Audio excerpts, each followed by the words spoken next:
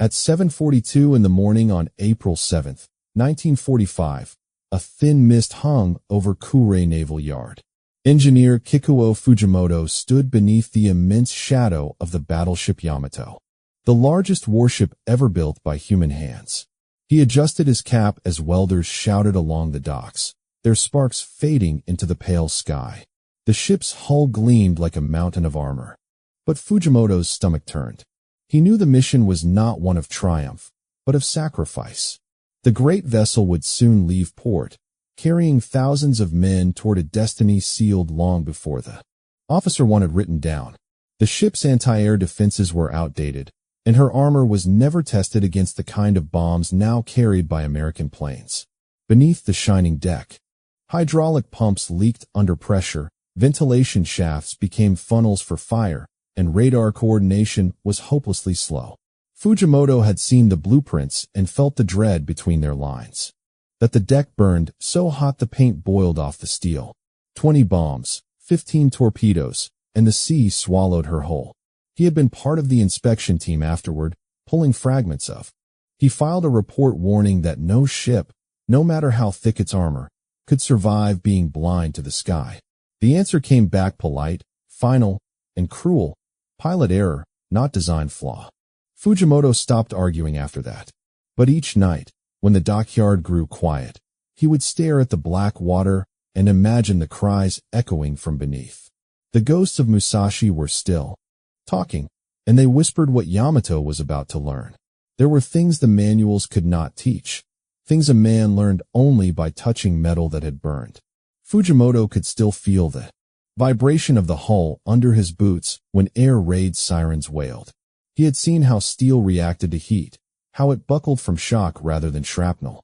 On paper, armor thickness was a number, like a string too tight before it snaps.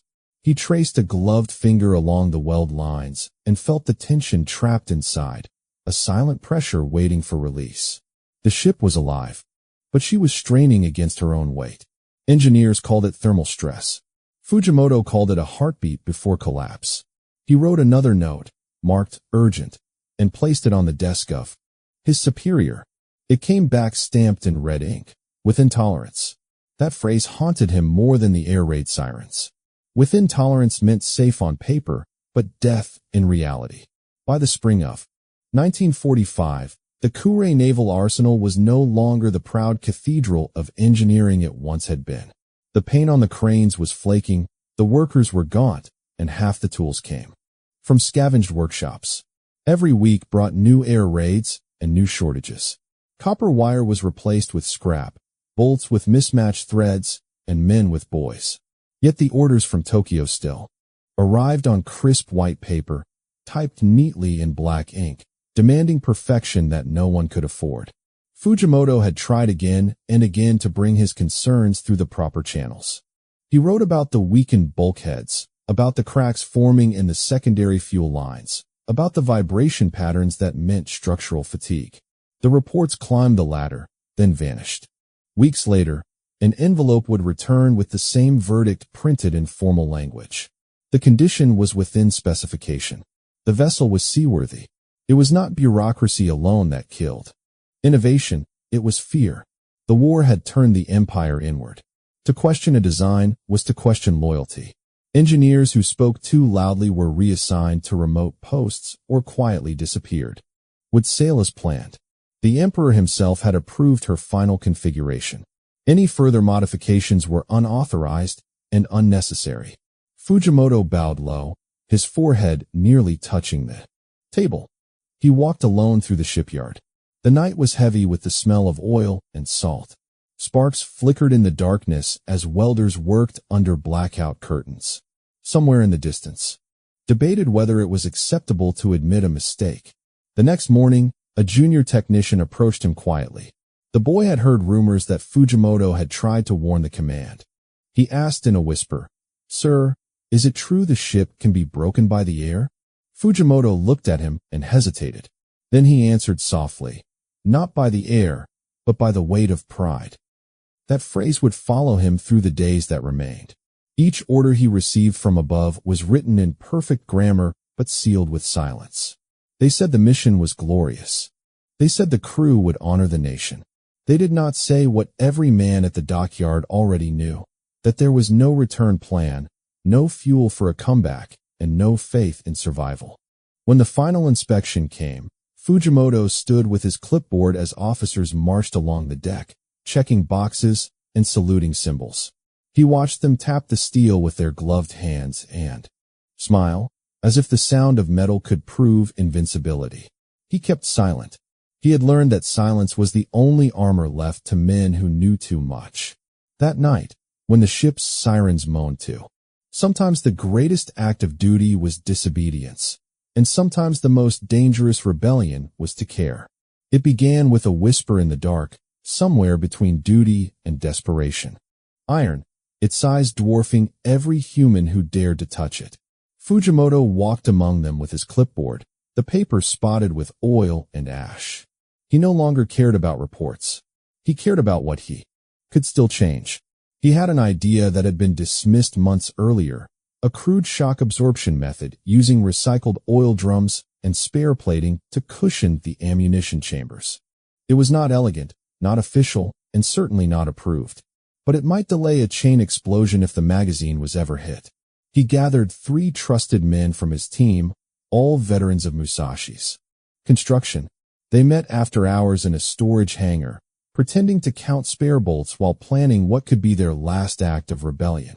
That night, under the half-light of blackout bulbs, they worked in silence, cutting, bending, and fastening until their hands bled. When the edge of a plate slipped, it sliced through Fujimoto's glove. He bit down on his sleeve to stop himself. They could find oil cans, scrap brackets, rubber hoses from abandoned pumps. It was a patchwork of defiance, hidden beneath layers of official steel. No one would notice until it mattered. When a sentry passed nearby, they froze, pretending to check gauges. Once, the guard saluted and walked on without suspicion. The fear in that moment made Fujimoto's pulse hammer harder than any air. Raid alarm.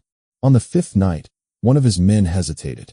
He asked, "Sir, if this fails, we will die with them." Fujimoto nodded. "Then at least we will die having tried to keep them alive." It was not bravery. It was exhaustion shaped into resolve. The final modification took place just before dawn. Fujimoto wiped his hands on a rag and looked at the crude reinforcement now welded inside the main magazine compartment. It was not beautiful engineering.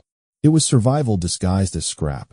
He imagined the officers inspecting it weeks later, nodding without ever realizing what they were seeing. He took a photograph of the interior, hiding the small print inside his tool chest, a silent record of rebellion. As the sky lightened, the distant rumble of bombers rolled across the bay. The men scattered, their forbidden work complete. Fujimoto stood at the dock's edge, his fingers trembling. The smoke from the night's torches curled upward like ghosts escaping the hull. He whispered a prayer, not to win, not to survive, but that his small act might buy someone one more minute of life when the fire came.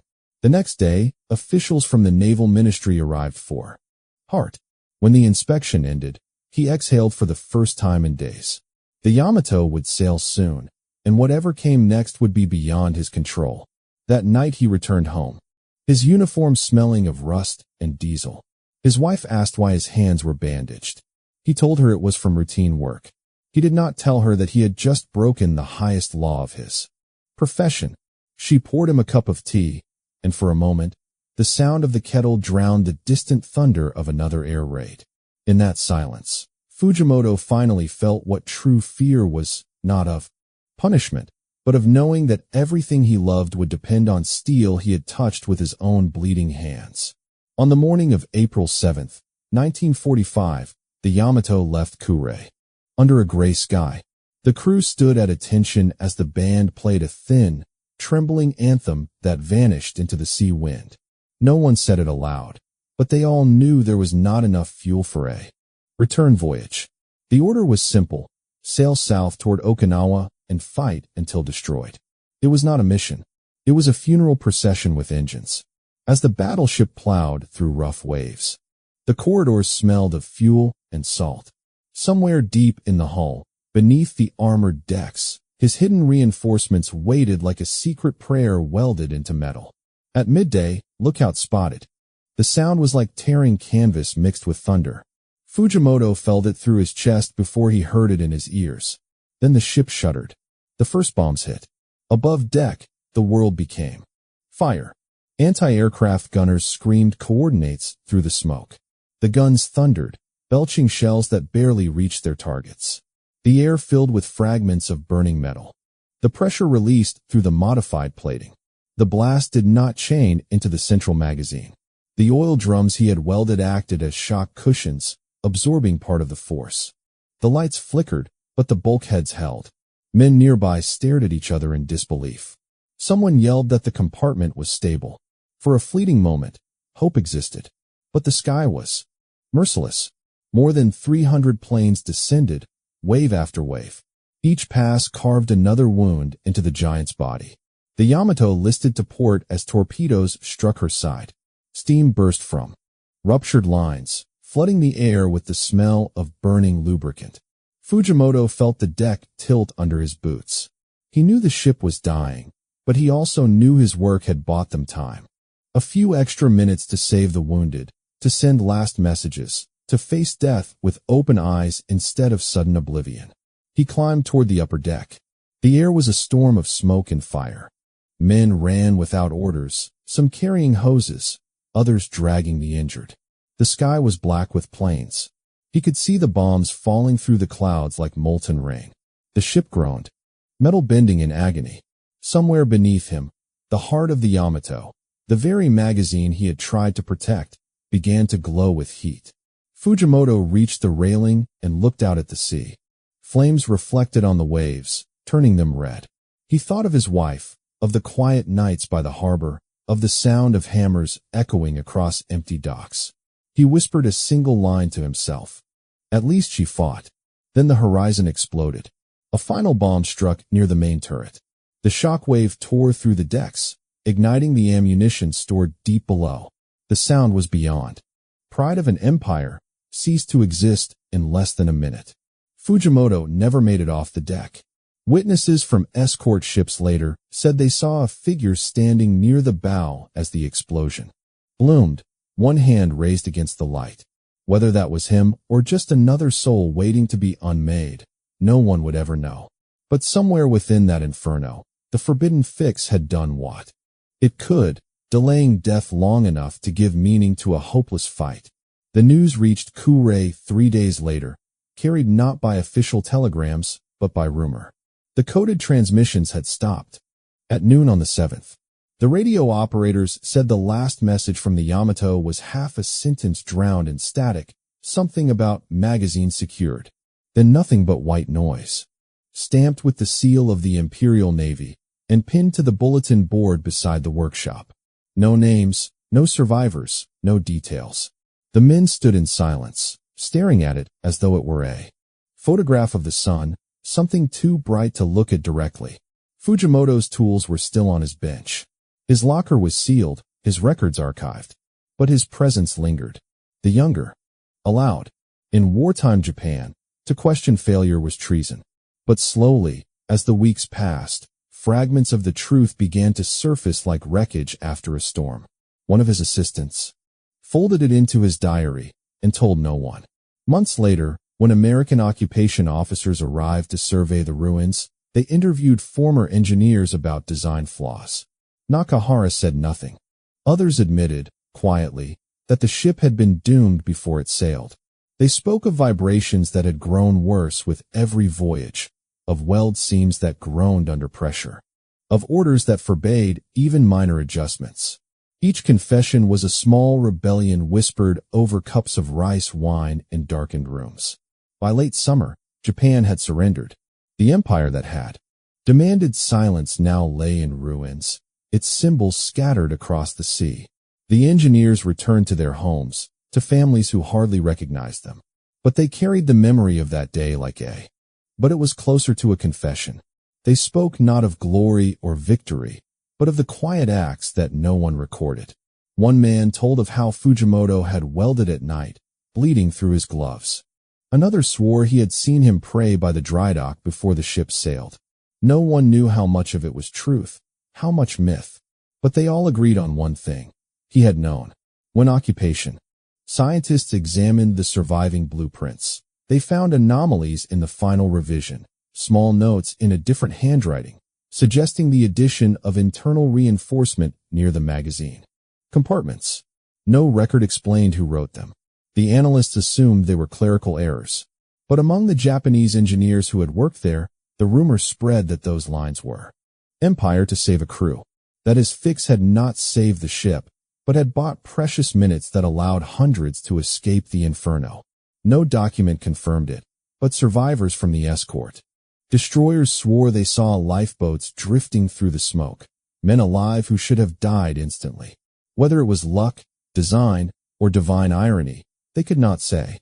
And so the tale spread, not through books or monuments, but through memory.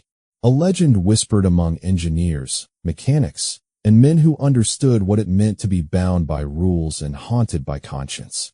In time, his name faded, but his defiance became folklore. In the ruins of Kure, under twisted cranes and rusted girders, someone etched a phrase into the side of an abandoned lathe. Even gods of iron break. No one claimed it, but those who saw it nodded in silence. They knew whose ghost had written it. In the clear skies south of Kyushu, the American pilots had been expecting a fight. The attack signal came seconds later. The first wave dived. The ship's guns opened up with a thunder that shook even the American pilots inside their cockpits. Tracer rounds climbed through the sky. Like angry comets. Taylor dropped his payload and pulled up hard, watching black smoke bloom across the deck. Hit confirmed, his gunner shouted. But as the plane leveled, Taylor looked back and saw. And yet, for minutes that felt like hours, the ship refused to die. From above, it looked as if fire itself was flowing through her veins, bursting from vents and gun mounts, but never consuming her completely. Pilots later wrote that the Yamato seemed to glow from within, as if something inside her was holding the explosions at bay. In the command ship of Task Force 58, radar operators watched the echoes on their screens with confusion. The Japanese battleship's signal flickered but didn't vanish. "She's still afloat," one said. The captain frowned. "That's impossible." Then, at 12:34, the impossible happened. Without warning, the radar screen flared white. For a second, it looked like the entire sea had turned to static. Rolling concussion that rattled canteens and cockpits. One aviator described it as a thunderclap that seemed to come from the bottom of the ocean. Commander Taylor, circling at altitude, spreading across the sea. Waves surged outward in perfect rings, and at their center, nothing remained but fragments. "It just disintegrated," said his wingman, "like it blew itself apart." Back aboard the carrier Bunker Hill, analysts tried to make sense of it. They studied film footage from the gun cameras, frame by frame. The sequence showed multiple hits, then a blinding bloom of light far exceeding the expected blast from stored ammunition. One technician asked if a fuel depot had ignited. Another suggested a secret explosive experiment. But the numbers didn't fit. For the pilots who had been there, the mystery lingered. Some spoke of it years later in interviews.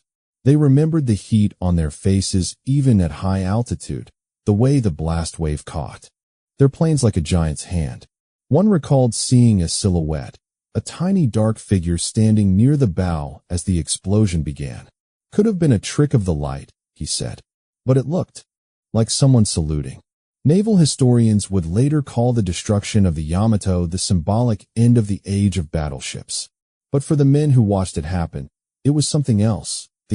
Like every rivet and plate turned into a weapon against itself. They never knew that deep inside that ship, a handful of oil drums and scavenged steel plates had absorbed the first chain reaction, delaying the inevitable by only minutes, long enough for hundreds of men to reach the water before the fire consumed everything. Years later, when the wreck was finally discovered resting 6,000 feet below the surface, divers described twisted compartments fused together by heat. In one section of the debris, archaeologists found a layer of secondary plating that did not match the ship's blueprints, an irregular sheet, hand-cut and welded by torch. It was not part of any known modification. The metal was thicker, uneven, almost improvised. The report simply noted, unidentified reinforcement, purpose unknown. To the Americans, it was a curiosity, a footnote in an ocean of mysteries. To those who remembered the whispers from Kure, it was proof, silent, buried, undeniable. The engineers had not surrendered blindly. They had fought their own battle beneath the deck, one of conscience against command, of creation against destruction. And though the Yamato had vanished in flame, something survived, a question without an answer, echoing through archives and memories. What kind of man tries to save a doomed ship, knowing no one will ever know his name? After the war ended, the name Yamato vanished from official conversations. Japan was ash and silence, its flags lowered, its factories cold. The empire that had once spoken through thunder now whispered through ruins. Engineers returned to their homes, stripped of rank, stripped of purpose. Many avoided the word ship altogether, as if it carried the taste of guilt. At the Kure arsenal, American inspectors cataloged blueprints and confiscated documents. They moved through the offices with clipboards and flashlights, noting every label and every missing page. When they came across Fujimoto's personnel file, they found nothing remarkable, one among thousands. It listed his position, his age, his pay. After too much sake, one of them would whisper, he tried. No one asked who he was. The walls had ears, even in peace. Years passed. Japan rebuilt. The shipyards filled again with the sound of hammers, not for war, but for commerce. Yet in the quiet corners of Kure, people still told fragments of the old story. They said there had been an engineer who disobeyed orders to strengthen the ship's heart. They said his changes had bought precious minutes of life. But without proof, it was only myth. Fujimoto's wife never remarried. She received a small pension and a single sealed box, marked with his name. Inside were a pair of glasses, a rusted wrench, and a photograph burned around the edges. The Yamato in dry dock, a giant shadow against the sky. On the back of the photograph, the ship. That student would later become a naval historian. Decades later, while researching the final voyage, he stumbled across inconsistencies in the original design plans. He noticed the undocumented reinforcement, the extra plating near the magazine. When he asked veterans about it, they looked away. Paper cannot say everything, one replied. Some things were written in fire. By the 1970s, the story of the Yamato had become a legend. The tragedy of a nation's pride turned to ash. Books were written, films were made, monuments were built. But into a museum. Visitors walked through halls lined with models and diagrams. They stood before a polished plaque engraved with the ship's specifications: displacement, length, armor thickness, armament. At the bottom, in small print, a sentence read, "Crew lost in honorable service to the Empire." Nothing else. Yet sometimes, when the museum closed and the lights dimmed, the custodians swore. They could hear the faint echo of hammering from the lower levels, the rhythmic clang of steel on steel, steady and patient, like someone still working beneath the decks. No medals, no monuments. Bones of the greatest ship ever built, proof that even in defeat, a man could carve meaning into steel. In the years after the war, the ruins of Kure became a city of rebirth. Children played where warships once rested, and cherry trees grew from the soil that had been scorched by bombings. The world moved on, but memory has its own tides. Every spring, when the petals fell into the harbor, he had flown during the war and carried his own ghosts. Standing at the dock, he asked an old shipwright what it had been like to build the great ship. The man thought for a long moment, then said, long forgotten by tourists, Fujimoto's apprentice Nakahara still repaired fishing boats. He had never spoken publicly about his mentor, but one afternoon he invited the historian inside. He opened a wooden box and showed him a single photograph, its corners burned, its surface scratched. It showed a man standing under the hull of a massive ship, light catching the edge of his face. Nakahara said quietly, he believed machines could carry souls. That is why he tried to save them. The historian later wrote in his journal that he did not know which man in the picture was Fujimoto. Perhaps it didn't matter. The point was that someone, somewhere, had believed in mercy even when surrounded by orders to destroy.